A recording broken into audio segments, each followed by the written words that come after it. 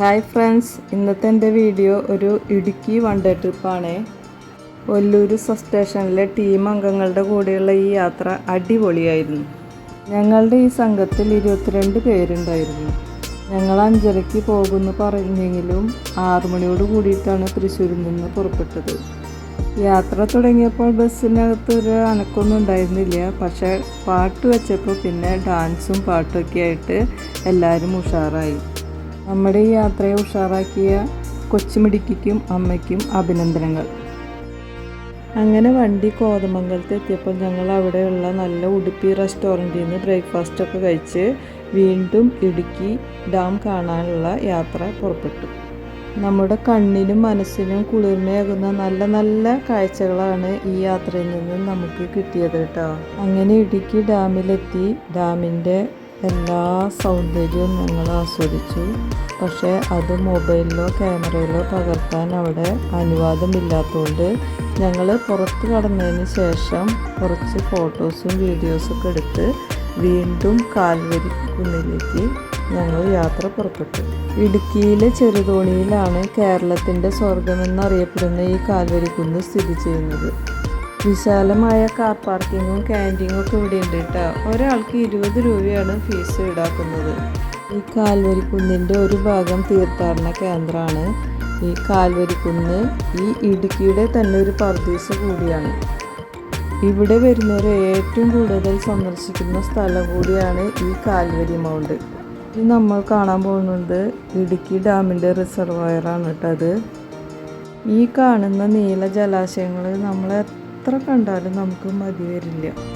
നട്ടുച്ച വെയിലത്താണ് ഞങ്ങൾ ഇവിടെ എത്തിയതെങ്കിലും നല്ല തണുത്ത കാറ്റ് വീശിക്കൊണ്ട് ഞങ്ങൾ ആ ചൂടറിഞ്ഞിരുന്നില്ല. നല്ല രസമുണ്ടായിരുന്നു. കാണാൻ എന്താ ഭംഗിയില്ലേ. പ്രകൃതി ഒരുക്കി വെച്ച അതിമനോഹരമായ കാഴ്ചകളിലൊന്നായ ഈ കാൽവരി മൗണ്ട് ആരും കാണാതെ പോകരുത് കേട്ടോ. കോടമഞ്ഞ് മൂടി കിടക്കുന്ന ഈ കുന്നിൻ്റെയും ജലാശയങ്ങളുടെയും ഒക്കെ സൗന്ദര്യം ആസ്വദിക്കണം എന്നുണ്ടെങ്കിൽ നമ്മൾ അതിരാവിലെയോ അല്ലെങ്കിൽ സന്ധ്യാസമയത്ത് ഇവിടെ വന്നാൽ അതിൻ്റെ സൗന്ദര്യം നമുക്ക് നന്നായി ആസ്വദിക്കാൻ കഴിയും. കാൽവരി മൗണ്ട് കണ്ട് മടങ്ങിയപ്പോൾ ഉച്ച സമയമായതുകൊണ്ട് ഞങ്ങൾ ഭക്ഷണം കഴിക്കാനായി ശരവണ ഭവനിൽ കയറി നല്ല സദ്യ കഴിച്ച് വീണ്ടും ആമപ്പാറയിലേക്കുള്ള യാത്രയായി. ആമപ്പാറയിലേക്ക് ഓഫ് റോഡിലൂടെയുള്ള യാത്ര വളരെ സാഹസികത നിറഞ്ഞതും നമ്മളെ കുറച്ചൊന്ന് അമ്പരിപ്പിക്കുന്നതും ചെറുപ്പക്കാർക്ക് ഭയങ്കര ത്രില്ല് ആക്കുന്നതുമായ ഒരു യാത്രയായിരുന്നു. ഇവിടെയും വ്യൂ പോയിൻ്റ് ഉണ്ട്. നല്ല മനോഹരമായ കാഴ്ചകൾ ഇവിടെ നിന്നും ആസ്വദിക്കാം. ആമയുടെ രൂപസാദൃശ്യം ഉള്ളതുകൊണ്ടാണ് ഇതിന് ആമപ്പാറ എന്ന് പേര് വന്നത്. ഇവിടെ 2 പാറകൾക്കിടയിലൂടെയുള്ള ഈ യാത്രയാണ് ഒരു സാഹസികത. ഇവിടെ നമ്മൾ ചെരിഞ്ഞ് നിരങ്ങി വേണം അപ്പുറത്തെത്താൻ. കുറച്ച് തടിയുള്ളവരാണെങ്കിൽ ഇതിലൂടെ കടന്നു പോകാൻ കുറച്ച് കഷ്ടപ്പെടേണ്ടി വരും.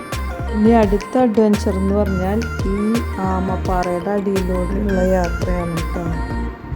ഇവിടെ ഫസ്റ്റ് ഇരുന്ന് പോകണം, പിന്നെ കുനിഞ്ഞ് നിരങ്ങി എഴഞ്ഞ് മാത്രമേ അപ്പുറത്ത് എത്താൻ പറ്റുള്ളൂ. ഓരോരുത്തരും പുറത്ത് വരുന്നത് കാണുമ്പോൾ നമുക്ക് ചിരി അടക്കാൻ പറ്റില്ല കേട്ടോ. നമ്മളും ഇതേപോലെ തന്നെയാണ് വന്നത്. ശരിക്കും അതിർത്തി കാക്കുന്ന പട്ടാളക്കാരെ പോലെയാണ് ഓരോരുത്തരും അതിൻ്റെ ഉള്ളിൽ നിന്ന് പുറത്ത് വരുന്നത്. ഈ പാറകൾക്കിടയിലൂടെയുള്ള ഈ യാത്ര നല്ല എക്സ്പീരിയൻസ് ആയിരുന്നു കേട്ടോ. ഇതിലൂടെ പ്രായമായവർക്കും കുട്ടികൾക്കൊന്നും പോകാൻ ബുദ്ധിമുട്ടായിരിക്കും. കഴിയുന്നതും അങ്ങനെ വരുന്നവർ അതിലൂടെ പോകാതിരിക്കുകയായിരിക്കും നല്ലത്. ഇങ്ങനെയൊക്കെയാണെങ്കിൽ ഞങ്ങൾ എൻജോയ് ചെയ്തു കേട്ടോ. അത് നമ്മുടെ ഈ കഷ്ടപ്പാടുകളൊക്കെ കഴിഞ്ഞ് നമ്മൾ പുറത്ത് കടന്ന് ഈ വ്യൂ പോയിന്റിലെത്തുമ്പോൾ കാണുന്ന കാഴ്ച അതിമനോഹരമാട്ടോ. അത് പറയാതിരിക്കാൻ വയ്യ. ഞങ്ങളുടെ ദൗത്യം പൂർത്തിയാക്കി പുറത്തു വരുന്ന രംഗമാണ് ഈ കാണുന്നത്.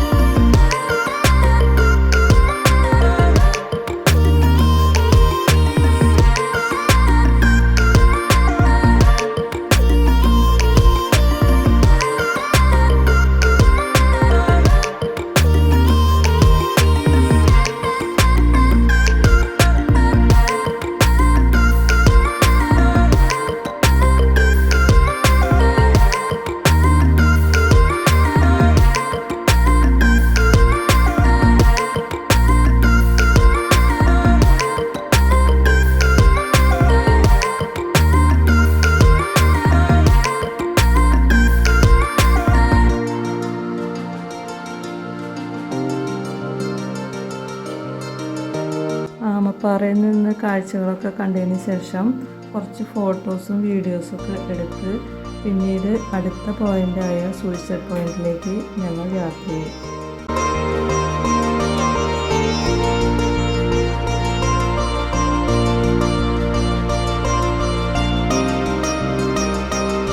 ആമപ്പാറയിൽ നിന്ന് 350 മീറ്റർ നടന്ന് സൂയിസൈഡ് പോയിന്റിലെത്തി. അവിടെ വളരെ ശ്രദ്ധിച്ചാട്ടാണ് ഞങ്ങൾ നടന്നത്. കാരണം എന്താണെന്ന് വെച്ചിട്ടുണ്ടെങ്കിൽ ഒന്ന് കാല് തെറ്റിയാൽ അഗാധമായ പൊക്കയിലേക്ക് വീഴും. അപ്പോൾ എല്ലാവരും വളരെ ശ്രദ്ധിച്ച് കരുതലോട് കൂടിയാണ് നിന്നത്. ഇവിടെ നിന്ന് നമുക്ക് തമിഴ്നാടിൻ്റെ സൗന്ദര്യം ആസ്വദിക്കാം. പിന്നീട് ഞങ്ങൾ രാമക്കൽമേടുള്ള കുറവൻകുറത്തി മലയിലേക്കാണ് പോയത്. ഇതാണ് കുറവൻകുറത്തി മല. രാമൻ്റെ കാൽ പതിഞ്ഞ മേടായതുകൊണ്ടാണ് അതിന് രാമക്കൽമേട് എന്ന പേര് വന്നതെന്നാണ് ഐതിഹ്യം. 2 വർഷം മുന്നേ ഞങ്ങളിവിടെ വന്നിട്ടുണ്ടായിരുന്നു. ആ ടൈമിൽ മഴയായതുകൊണ്ട് ശരിക്കൊന്നും എൻജോയ് ചെയ്യാൻ പറ്റിയില്ല. ഇന്ന് ഞങ്ങൾ എത്തിയപ്പോൾ നല്ല കാലാവസ്ഥയായിരുന്നു. അതുകൊണ്ട് ഞങ്ങൾക്ക് നന്നായിട്ട് ആസ്വദിക്കാൻ പറ്റി. അങ്ങനെ ഞങ്ങൾ കുറച്ച് ഫോട്ടോസും വീഡിയോസൊക്കെ എടുത്തു. അതിനുശേഷം സന്ധ്യ മയങ്ങിയതോടുകൂടി ഞങ്ങൾ തൃശ്ശൂരിലേക്ക് തിരിച്ച് പുറപ്പെട്ടു. പിന്നെ രാത്രി ഒരു 8-8:30 ആയപ്പോൾ ഒരു ഹോട്ടലിൽ കയറി രാത്രി ഫുഡും കഴിച്ച് തൃശ്ശൂർ ഒരു 12 മണിയോടുകൂടി ഞങ്ങളെത്തി. അപ്പോൾ ഫ്രണ്ട്സ്, നിങ്ങൾക്ക് എല്ലാവർക്കും എൻ്റെ ഈ വീഡിയോ ഇഷ്ടപ്പെട്ടെന്ന് കരുതുന്നു. ഇഷ്ടപ്പെട്ടെങ്കിൽ സബ്സ്ക്രൈബ് ചെയ്യാനും ഷെയർ ചെയ്യാനും ലൈക്ക് ചെയ്യാനും മറക്കരുത്. അപ്പോൾ ഇനി അടുത്ത വീഡിയോ കാണും വരയ്ക്കും. Tata, bye bye.